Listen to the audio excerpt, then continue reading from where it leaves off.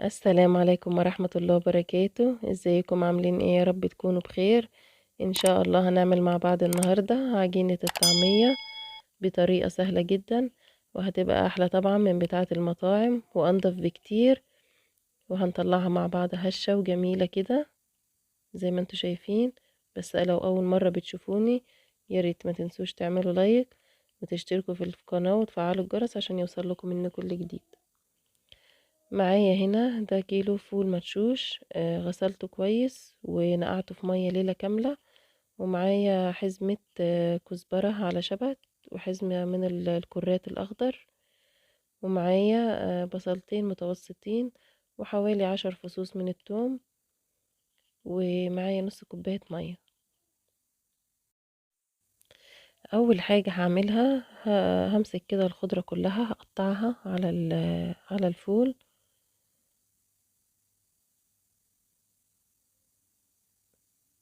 لو مش موجود الكرات الأخضر ده ممكن تستخدمي البصل الأخضر، هيديكي برضو نفس النتيجة.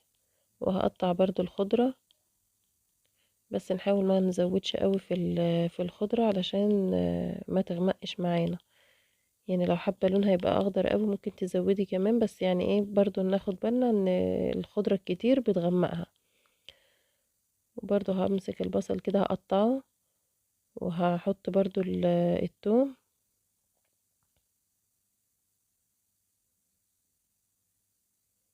وهقلبها بقى كلها مع بعضها.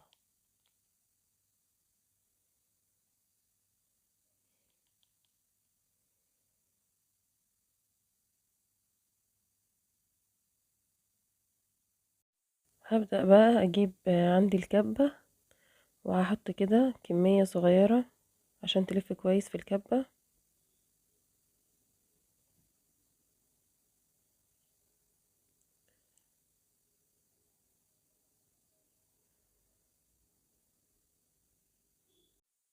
هبدأ بقى افرمها في الكبة على سرعة عالية.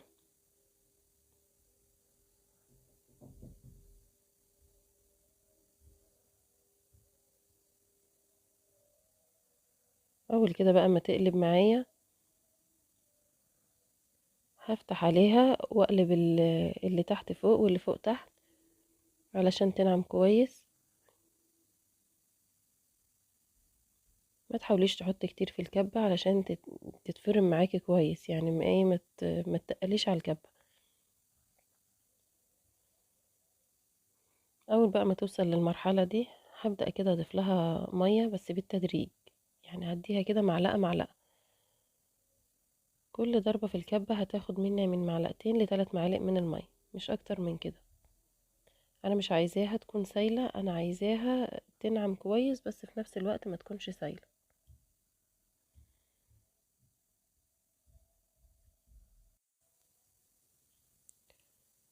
افضل بقى اقلبها من وقت للتاني عشان تنعم جدا معايا وتوصل معايا للقوام ده. هي كده مظبوطة جدا.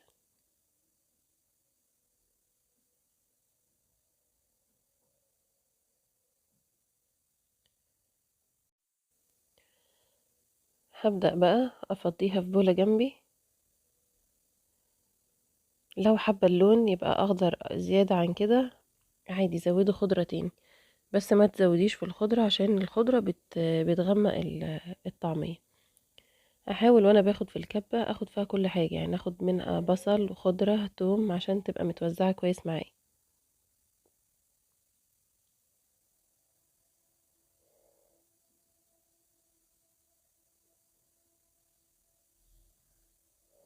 وبرضه هبدأ هضيف لها برضه مية. كل ضربة خدت مني حوالي 3 معالق من المية عشان توصل بالقوام ده. انا هعمل باقي الكمية بنفس الطريقة وارجع لكم تاني.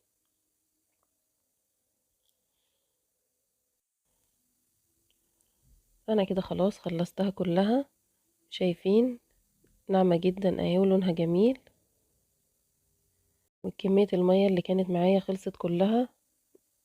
الكمية بالظبط خدت معايا نص كوباية مية على الكيلو فول. هبدأ بقى اضيف لها الملح، وهضيف معلقتين كبار من الكزبرة الناشفة، مش بيتحط لها اكتر من كده. في المطاعم ما بيحطوش غير الملح والكزبرة الناشفة بس، ما بيضيفوش ولا كمون ولا اي حاجة. هقلبها كويس وهظبط الملح بتاعها، لو حسيت ان هي محتاجة ملح تاني هضيف لها.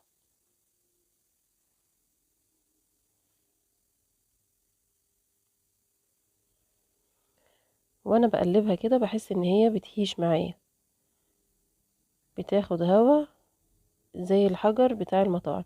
احنا عشان نعمل الخطوة بتاعة المطاعم ممكن نعملها بالمضرب الكهرباء وممكن بالمضرب اليدوي، بس بالمضرب الكهرباء بتكون اسرع.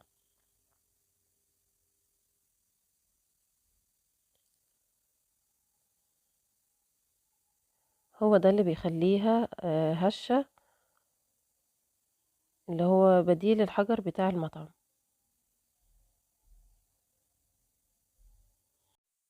مش بيحط لها بيكنج باودر ولا كربوناتو اللي هي البيكنج صودا ولا اي حاجة.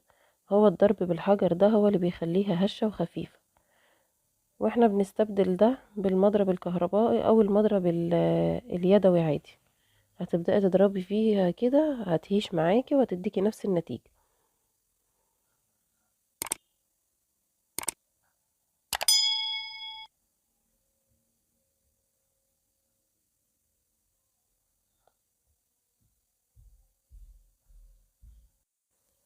اول ما تبدأ تهيش معاكي هتحسي ان القوام بتاعها بقى سايل، ما تقلقيش خالص، هو ده القوام المظبوط بتاعها.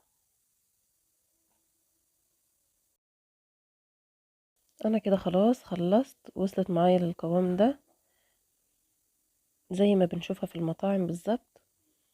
هجيب بقى عندي اكياس تلاجة وهبدأ احط في كل كيس على قد ما انت بتعملي في الاكلة بالظبط، يعني هما معلقتين كده زي ما انا حطيت كويسين جدا، بيعملوا معاكي كمية كبيرة. وهبدأ كده افردها في الكيس. الطريقة دي حلوة قوي في التفريز، بتخلي الحاجة تفك معاكي بسهولة وفي نفس الوقت ما تاخدش معاكي مكان في الفريزر. هعمل بقى كل الاكياس بنفس الطريقة. كيلو الفول بيعمل معايا كمية حلوة قوي وبيقعد معايا فترة، بصراحة انضف واحسن بكتير قوي من بره، وبيوفر معاكي كتير قوي، وكفاية ان انت بتعمليها بطريقة نظيفة ومضمونة. انا كده خلاص خلصت الكمية كلها، بس سبت شوية عشان اعملهم معاكم. هجيب بقى طاسة فيها زيت سخن، ويكون زيت غزير على النار، واستنى بس لما يسخن. هو هنا ما كانش لسه سخن معايا. بتجيبي كده طبق وتحطي فيه مية لو احتجت لها او حسيت ان هي بتلزق معاكي، بس مش هتحتاجيها، هي مش هتلزق معاكي، يعني الافضل ان هي تكون من غير مية. وبحط لها سمسم، بحط كده طبق فيه شوية سمسم عليهم كزبرة ناشفة، وابدأ اخد من السمسم واحطه على الطعمية. شكليها بقى بالطريقة اللي تحبيها، حابة تعمليها زي بتاعة المطاعم بالطريقة دي عادي، حابة تعمليها كور، حابة تعمليها صوابع زي الكفتة كده، التشكيل ده حسب رغبتك انتي. لما تنزلي بالطعمية وتحسي ان هي طلعت على الوش كده، تأكدي ان 100% ان هي ناجحة معاكي.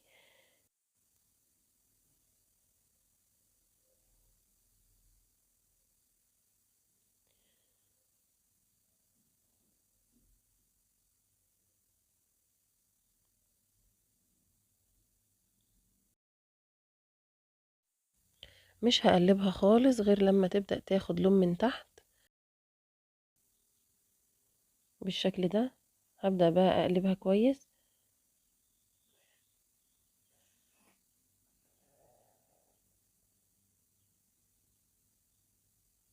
شايفين لونها جميل ازاي؟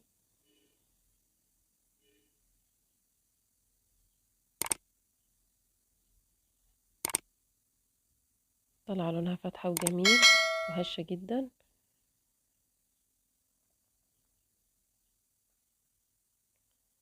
هعمل بقى الكمية اللي معايا كلها بنفس الطريقة. زي ما انتوا شايفين اول ما بنزل بيها في الزيت بتطلع على الوش على طول، معنى كده ان هي ناجحة جدا معايا.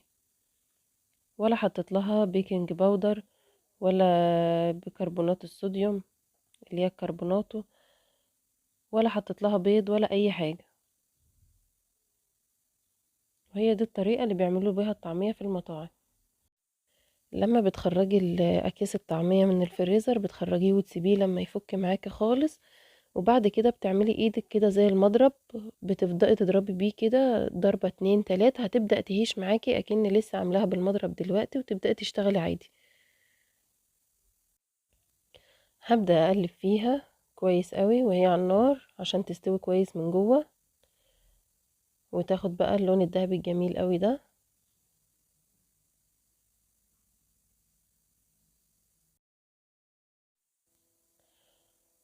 هخرجها كلها بنفس الطريقة.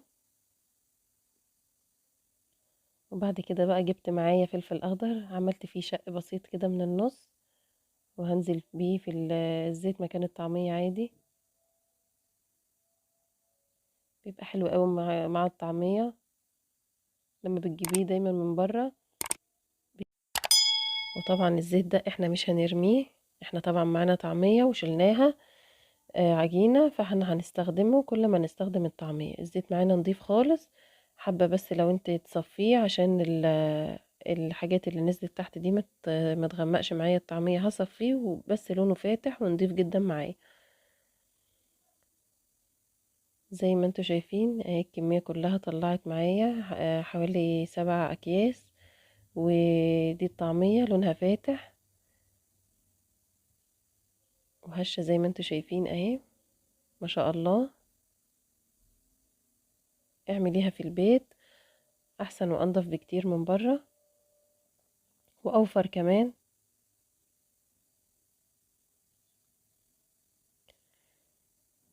لو عجبكم الفيديو ما تنسوش تعملوا لايك وتشتركوا في القناة وتفعلوا الجرس عشان يوصل لكم مني كل جديد.